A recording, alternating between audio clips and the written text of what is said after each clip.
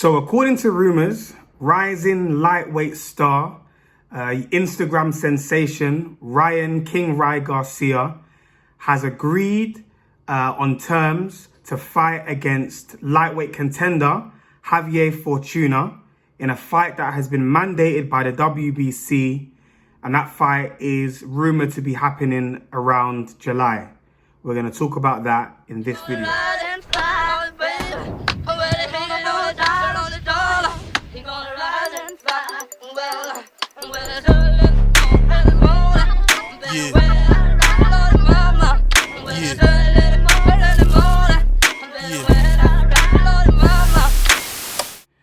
Welcome back to the channel, peeps. It's your boy Budge, and of course you're tuned in to Talk to Budge.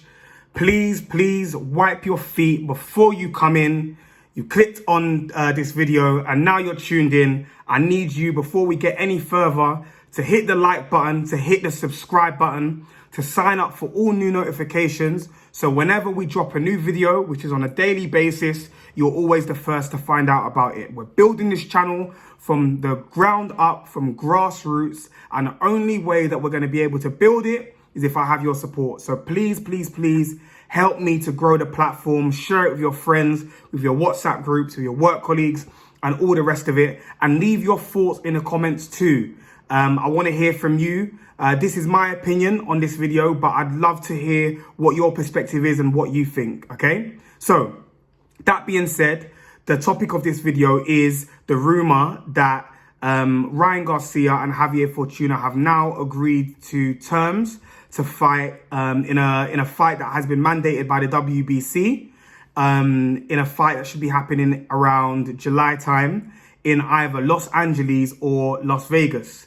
And basically the WBC have said that the winner of this fight is going to be the mandatory to fight against Devin Haney for his WBC lightweight world title. Of course, it's recently been announced that Devin Haney is going to be defending his world title against Jorge Linares at some point in May. And so, you know, if he comes through that and he manages to get the win, then of course he would be, his next mandatory challenger will be the winner of Ryan Garcia and Javier Fortuna. Of course, it is a great fight. Ryan Garcia is unbeaten. His last fight was the best name, or is the best name on his resume. He fought against Olympic gold medalist Luke Campbell from the UK, of course, and managed to stop him in the 7th round with a hellacious left hook to the body.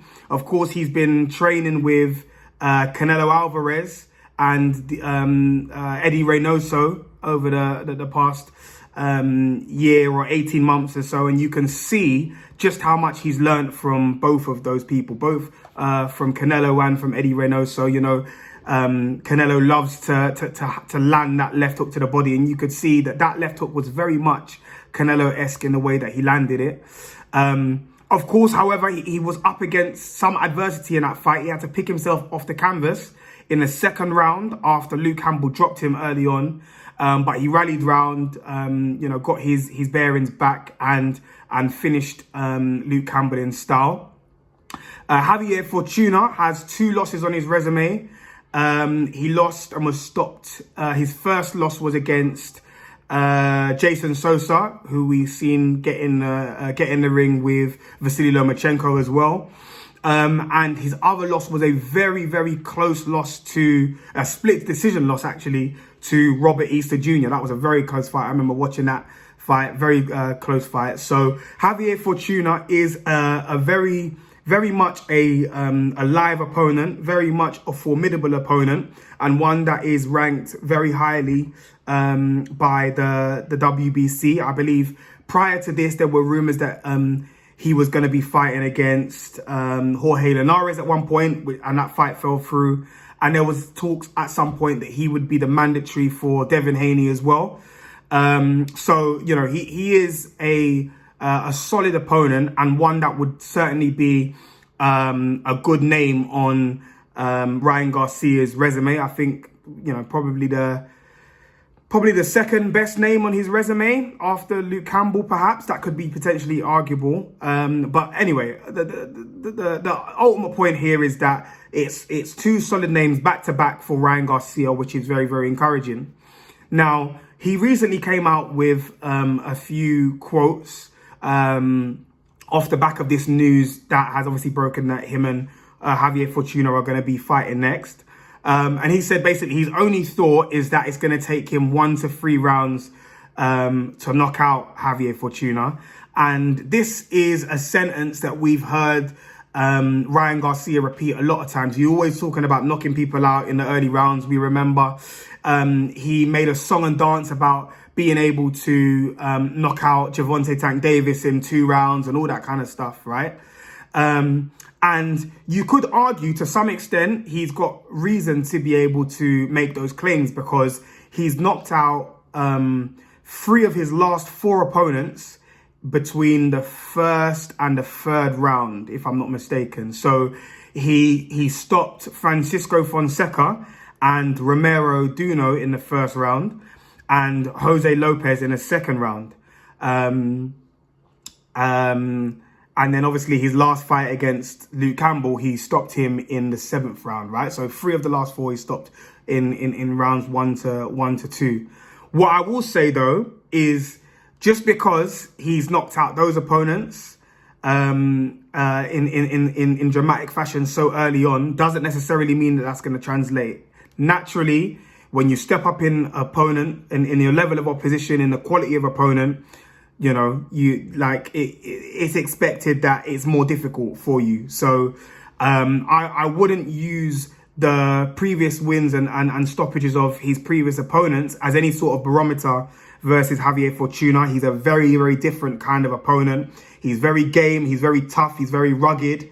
And so I wouldn't go into this fight overlooking him. Whilst ultimately Ryan Garcia is expected to win this fight, I don't think he should be looking past Javier Fortuna because he's a solid opponent. We've seen him in there before and give people a lot of trouble. And so I don't think that Ryan Garcia should take this as a walk in the park. But anyway, it's a great fight, of course. There's still so much to be confirmed and decided. At the moment, it's just rumoured that they've agreed on the terms and so on and so forth. But there's a lot of additional kinks to iron out, where it's going to be, the venue, the date, and all the rest of it. So that will, of course, follow in due course. But it's good to see, you know, in that lightweight division, we're getting some really good matchups. George Kambosos is taking on Teofimo Lopez for his unified title. Devin Haney's fighting Jorge Linares for the WBC. And, of course, Javier Fortuna and Ryan Garcia are going to be fighting for the mandatory position. So it's good to see that all of these guys are mixing it up at the top level with top opponents. But what we want to start seeing is these guys fighting each other. We want to see Devin Haney, Ryan Garcia, Gervonta Tank Davis, and Teofimo Lopez mixing it up with each other. We need to see those fights. Those 4 people should all be fighting each other, right? They're talking about them being the 4 horsemen of this era. Well, it's not gonna be the 4 horsemen until we start seeing them in the ring with each other, and they absolutely should. We thought that we were going to see some of these fights straight after Ryan Garcia's last fight, because after he stopped Luke Campbell, there were 2 things that happened. First and foremost, he was calling out Tank in the ring and getting the fans to sing along, "We want Tank, we want Tank, we want Tank." And then after that, he got out of the ring. Of course, Devin Haney and his dad, Bill Haney, were in attendance. He walked up to them and he was talking to them as well. The rumor is apparently they were talking about potentially fighting. We've seen Devin Haney in previous fights, or a particular previous fight for Ryan Garcia. I can't remember who it was that he was fighting, but Devin Haney got in the ring and he was saying, "Look, let's make this fight now. Let's make this fight next," basically. Tumbleweed. We didn't hear anything happen after that. And what I would say is, not taking anything away from the fact that Javier Fortuna and Ryan Garcia is a brilliant, brilliant, brilliant fight, it is a bit of a disappointment because of the expectation that Ryan Garcia had been setting prior to this. So after that fight, and for ages, he's been calling out Tank. He even went on Mike Tyson's show, Hot Boxing with Tyson, was calling out Tank. Mike Tyson even FaceTimed Tank, and then he was talking about knocking out Tank in 2 rounds. He's gone on social media, posted it on Instagram. Oh, we want Tank, we want Tank. All of this kind of stuff. Made a song and dance about fighting Gervonta Tank Davis, saying that it absolutely needs to be next. Cool. It doesn't happen. He pulls out of that fight because apparently he's pursuing something bigger and better. And then we found out that it was because apparently, allegedly, he was in talks to fight against Manny Pacquiao.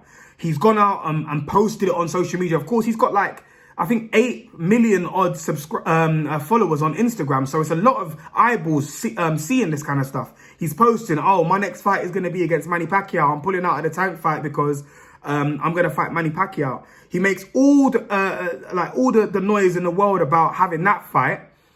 Tumbleweed. Nothing happens. We don't hear anything from Manny Pacquiao's camp. And that fight doesn't happen. And now what's happening instead is that you're fighting Javier Fortuna. So this is the thing. Whilst it is a great fight and it's a good matchup at this stage of Ryan Garcia's career, it's like it leaves a bitter taste in the mouth because of the fact that you've made such a song and dance and you've gone around and you've screamed it from the hilltops that you're going to be fighting against Tank, then Pacquiao.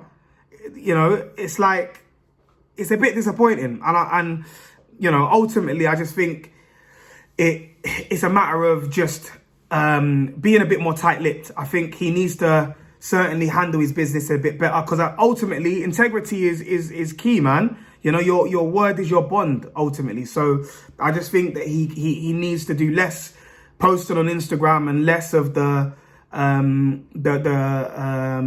premeditated announcements and not premeditated, the premature announcements that he's making. Like, it's obviously like you're a long way away from having any sort of agreement with these kind of fighters and these fights. So I don't know why you're posting it and sharing it with everybody and so on and so forth.